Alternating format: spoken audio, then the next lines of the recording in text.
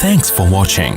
Don't forget to like, comment, share and subscribe to Mufti Tariq Masood, famous scholar. बेहतरीन सदका जारिया हासिल करने के लिए इस वीडियो को शेयर करना मत भूलें। जज़ाकल्लाह। मैं अक्सर एक वाक़या सुनाता हूँ, वो बेचारा आशिक का फ़ोन आया था, उसने कहा मुफ्ती साहब आपने मेरे राज फाश कर दिया। मैंने राज फाश नहीं किया भाई, किसी को क्या पता मैं किसका वाक़या सुना रहा हूँ, मैं नाम थोड़ी बता रहा हूँ। वो जिस आशिक का वाक़या ना, उसने कहा मुफ्ती साहब यार आपने मेरे बारे में सबको बता दिया। भाईजान आपके बारे में किसको क्या पता, मैं किसी का राज फाश नहीं करता। अब मुझे ये लगा कि बयान में खड़ा होकर ना बोले मुफ्ती साहब आपने मेरा राज फाश कर दिया। वो ऐसे तीन आदमी नमाज पढ़ रहे थे ना, तीन आदमी नमाज पढ़ रहे थे, तो एक को नमाज में कुछ बात की उसने। जब इसने नमाज में बात की तो दूसरे ने बोला भाईजान बातें करने से नमाज टूट जाती है, बातें करने से नमाज टूट जाती है। तो तीसरा बोलता है अल्हम्दुलिल्लाह मैंने बात नहीं की। तो तीनों की टूट गई ना। तीसरा कहता है अल्लाह का शुक्र है मैं खामोशी खड़ा हूँ। तो तीनों की टूट गई ना। तो ऐसे ही बाज़ लोग, हम तो राज फाश नहीं कर रहे होते, वो खुद अपना राज फाश कर देते हैं। तो एक आशिक का फ़ोन आया, कहने लगा अब पूरे बयान से ना देखना ये क्लिप निकलेगा और हिट भी ये वाला क्लिप होगा। फिर लोगों के कमेंट्स होंगे मुफ्ती साहब क्या आशिक माशूक की मिसालें देते रहते हैं। पूरा बयान एक तरफ, ये वाला क्लिप के लाखों व्यूवर्स होंगे इसके, देखना आप। और इस पर जो लेबल लगेगा एक सच्चे आशिक का वाकया, ये लेबल लगेगा, एक सच्चे आशिक का सच्चा वाकया। तो सच्चे आशिक तो आजकल मार्केट में होलसेल के हिसाब से हैं, जो अपने आप को सच्चा, वो सारे इस पे सर्च करेंगे यार देखें क्या हुआ, सेम हमारे साथ भी ये हो रहा है कि नहीं हो रहा। तो वो मुझे कहने लगा कि मुझे किसी लड़की से इश्क हो गया है, फ़ोन आया मेरे पास, इश्क हो गया है तो मैं क्या करूं, मैं बड़ा परेशान हूं। मैंने कहा भाई अगर हो गया है, कोई अच्छी है, अच्छे घराने की है, तो आप वालिदैन से बात कर लो, निकाह कर लो। लन तरा लिल मुतहाब्बैन मिसलन निकाह, हदीस में आता है दो मोहब्बत करने वालों में निकाह से बेहतर कोई चीज़ नहीं है। तो हम तो नहीं कहते कि इस इश्क को ख़त्म करो, आप शादी कर लो भाई, निकाह कर लो भाई, हराम हलाल में तब्दील हो जाएगा। कहने लगा कि यार वो मुफ्ती साहब मसला ये है कि उसके अब्बा नहीं मान रहे। मैंने कहा अब्बा को, फिर मुझे नहीं फ़ोन करो, अब्बा को फ़ोन करो, जो मैं उसका अब्बा नहीं हूं। तो फिर अब्बा को फ़ोन करो उसके, यही अपनी फरियाद उसके अब्बा के सामने रखो। कह रहे यार बहुत ट्राई कर ली, बहुत कोशिश कर ली, उसके पेरेंट्स मानने के लिए तैयार नहीं है।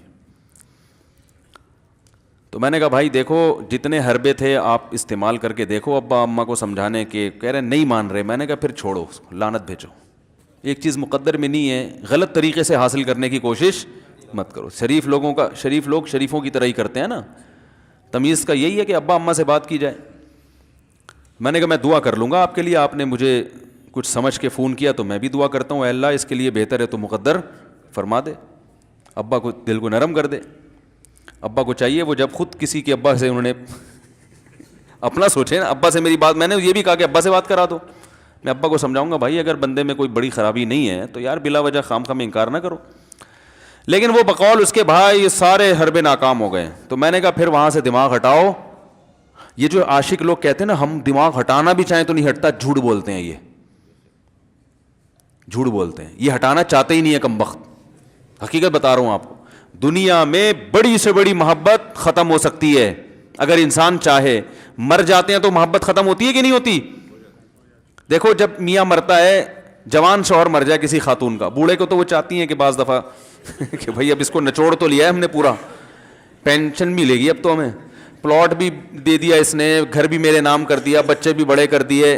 बाज़ ख़वातीन क्या करती हैं, जवानी में मियाँ को निचोड़ने के बाद बुढ़ापे में बहुत सताती हैं। भाई सब ख़वातीन की बात नहीं कर रहा मैं, लेकिन बाज़ ख़वातीन ऐसा करती हैं, वो बुढ़ापे में मियाँ को, क्योंकि वो किसी काम का नहीं है ना खांसने के अलावा, तो बच्चों के साथ मिल के इंतकाम लेती हैं उससे। ऐसा नहीं करना चाहिए, बहुत बड़ा जुर्म है।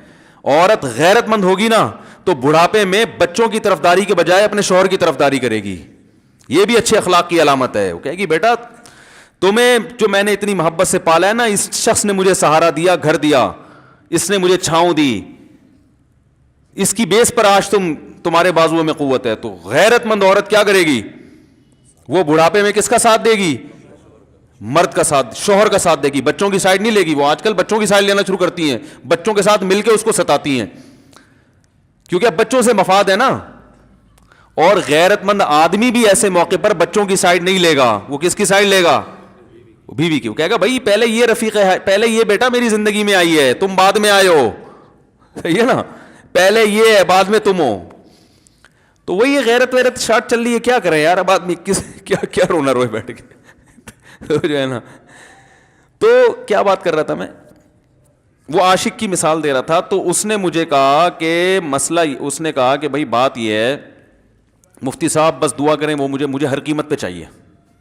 میں نے کہا بھائی بڑے سے بڑا غم انسان, میں نے کہا کوئی ہاں میں عورت کی مثال دے رہا تھا, میاں سے کتنی محبت جوانی میں اس کا انا للہ ہو گیا, کیسا روتی ہیں, ہائے یہ کیا ہو گیا, ہائے یہ ہو گیا, ہائے. بڑا دھچکا لگتا ہے بیچاری کو, جو صحیح محبت کرنے والی. ہمارے یہاں اللہ کا شکر ہے مشرقی عورتیں محبت ہی کرتی ہیں میاں سے, تو کیسا روتی ہیں, کتنا بڑا غم.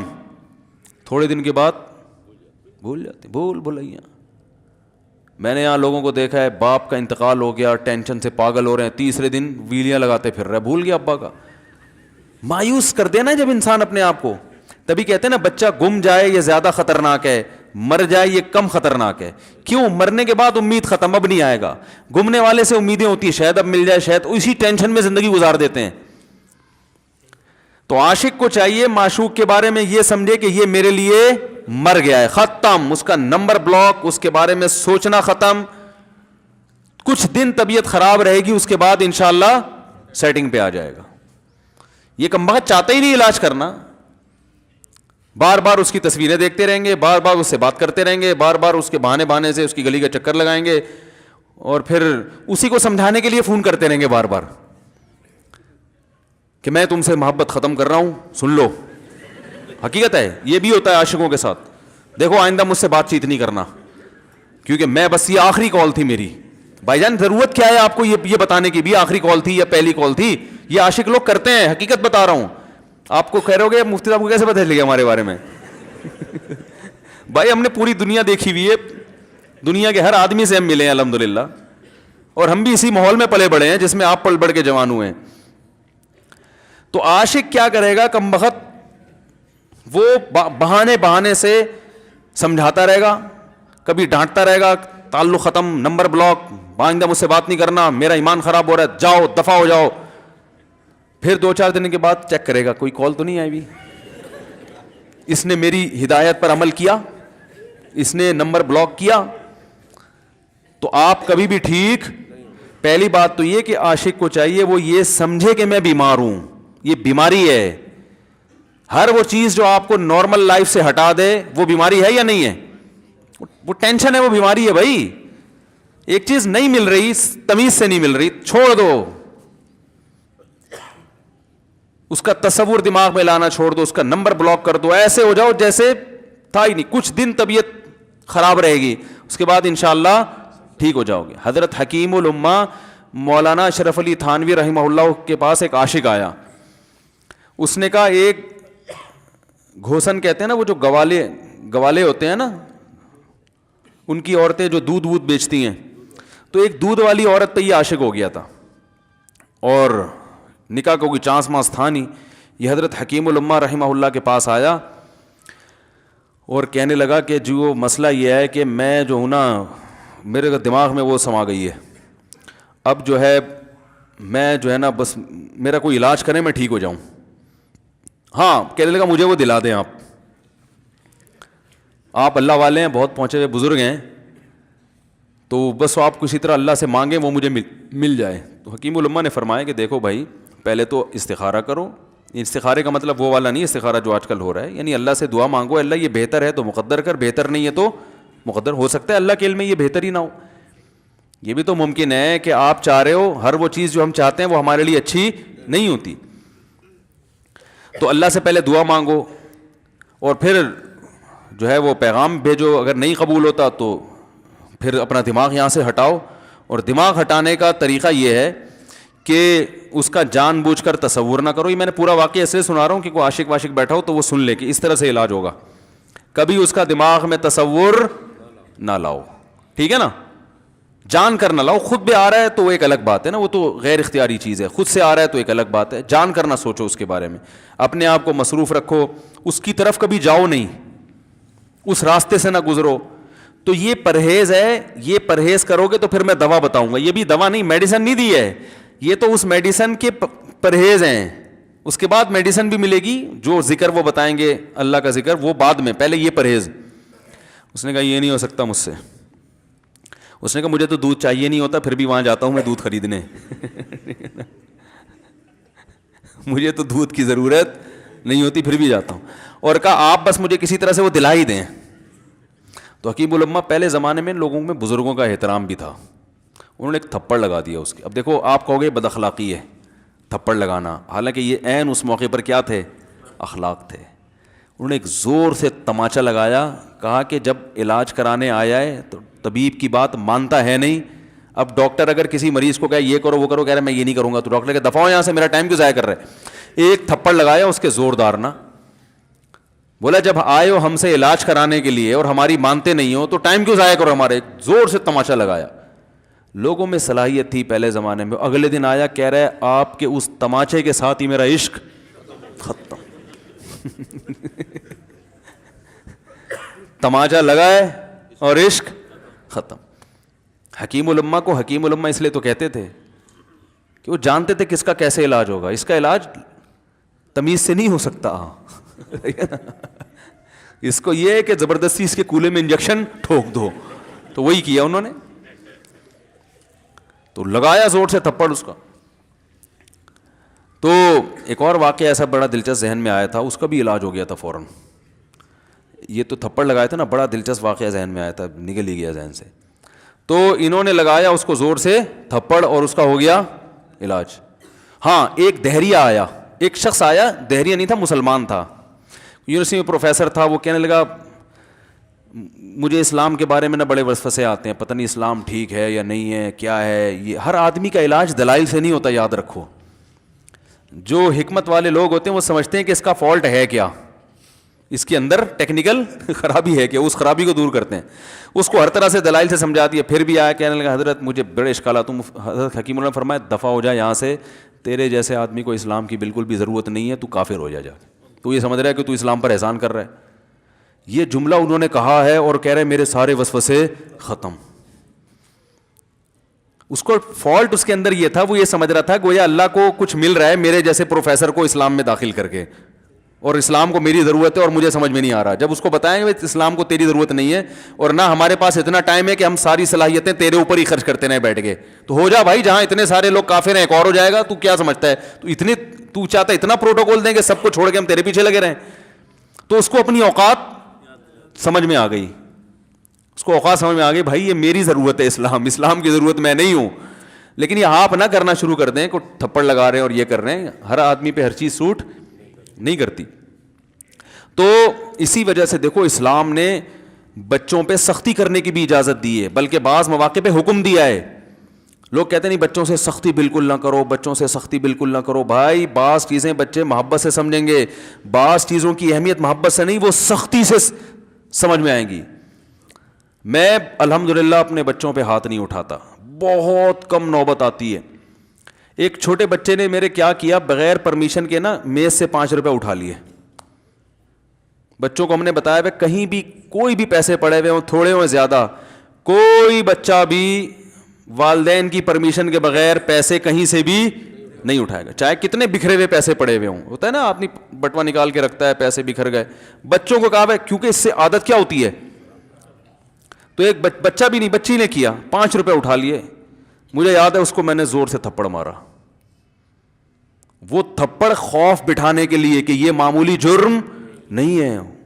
وہ دن, آج کا دن کئی سال ہو گئے اس واقعے کو, یعنی میرا خیال ہے 6-7 سال تو ہو گئے ہوں گے. پیسے پڑے رہتے ہیں, کبھی کوئی بچہ ہاتھ, کیونکہ اس کو پڑا ہے تو سب کو عبرت ہو گئی. کیا ہوا, ان کے مزاج میں ایک چیز انسٹال ہو گئی ہے, سافٹ ویئر ڈال دیا ہم نے, انسٹال کر دیا. سمجھ رہے ہو نا کیا ہو گیا بھائی, انسٹال کر دیا. ویسے سمجھانے سے نہیں ہوتا, بیٹا دیکھو 5 روپے اٹھانا بہت بری بات ہے. بچہ کیا کہتا ہے, بعض دفعہ بچوں کی مائیں آ کے دلائل 5 روپے ہی تو ہیں. بعض دفعہ بچوں کی مائیں دفاع شروع کر دیتی ہیں, 5 روپے ہی تو ہیں نا, اس میں کون سا طوفان آ گیا. آپ کا پیسہ بچوں کا پیسہ ہی تو ہے. ہیں بھائی, اس نے 5 اٹھا لیے تو اس کو تھپڑ پڑ رہا ہے, تو میں نے تو اگر 500 کا اٹھا لیا, مجھے تو پتہ نہیں کیا کر دو گے. تو وہ بعض دفعہ عورتیں بھی الٹے سیدھے دلائل شروع کر دیتی ہیں. جب چانٹا پڑ گیا تو بچے کی ماں کو بھی اندازہ